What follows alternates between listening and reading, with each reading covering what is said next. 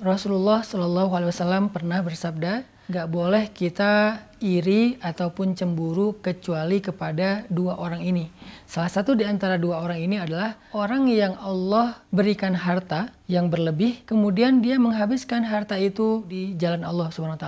Ini orang yang layak kita cemburui. Bahkan ini termasuk di antara rasa cemburu yang berpahala malah. Jadi artinya kalau misalnya kita cemburu kepada orang kayak gini, kita dapat pahala dari rasa cemburu kita, apalagi kalau kita meniru. Makanya dulu di antara para sahabat miskin pernah ada yang curhat ke Nabi gini, ya Rasulullah, orang kaya itu memborong pahala.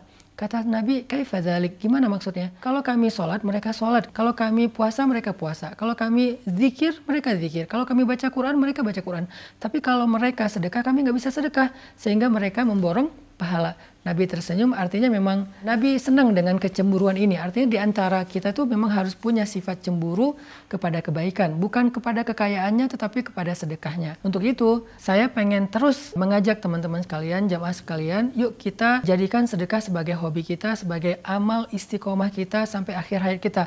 Berapapun yang bisa kita berikan, tapi ada rasa ingin memberi lebih. Nah, bagaimana cara biar sedekah ini menjadi pahalanya berlipat ganda, pahalanya bukan hanya seangka yang kita berikan, maka bersedekahlah secara jama'i, secara berkelompok, berjamaah, jangan sendiri.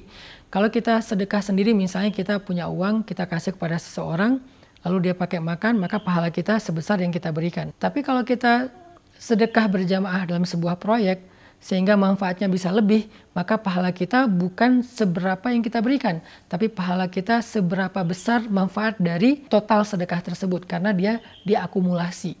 Misalnya kita bangun masjid. Bangun masjid kan nggak mungkin kita bangun sendiri ya, pasti kolektif sama yang lain. Kita ngasih 100.000, kita ngasih 1 juta, sementara untuk bangun masjid butuh sekian M. Sebutlah kayak Masjid Rohilah, kita butuh dana sekitar 4 miliar. Sekarang kita baru selesai 2 miliar, masih setengah lagi. Maka uang kita tuh cuma 1 juta.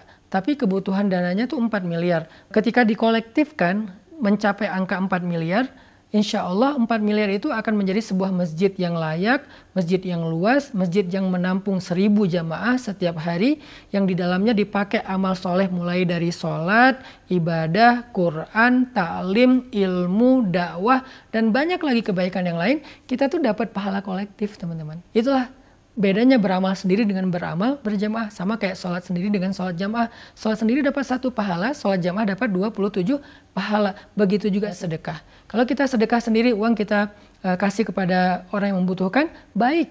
Dan kita dapat pahala dari sedekah itu. Tapi kalau kita sedekah berjamaah untuk sebuah proyek, baik itu membangun masjid, membangun sekolah, menyantuni anak yatim atau orang miskin, tapi sifatnya jamaah, kita dapat pahala dari kebermanfaatan yang lebih besar itu secara kolektif. Maka ayo kita sama-sama terlibat dalam proyek langit membangun Masjid Rohilah atau Masjid Pemuda yang ada di pesantren. Semoga dengan sedekah kolektif kita akan mendapatkan akumulasi pahala yang besar dari setiap amal soleh yang dilakukan di Masjid Rohilah. Di Masjid Rohilah itu setiap awal bulan Hijriah kita mengadakan khatam Al-Quran 30 juz dalam sehari dan juga doa-doa. Di akhir waktu khatam Al-Quran, kita mendoakan orang yang punya saham dalam membangun masjid, yang punya kontribusi dalam membangun masjid. Kita doakan orang-orang tua kita, guru-guru kita, dan kita mengharapkan yang terbaik dari pahala-pahala untuk mereka semuanya. Sehingga membangun Masjid Rohilah bukan sekedar membangun fisik, tetapi membangun rumah kita di surga insya Allah. Barakallahu fikum.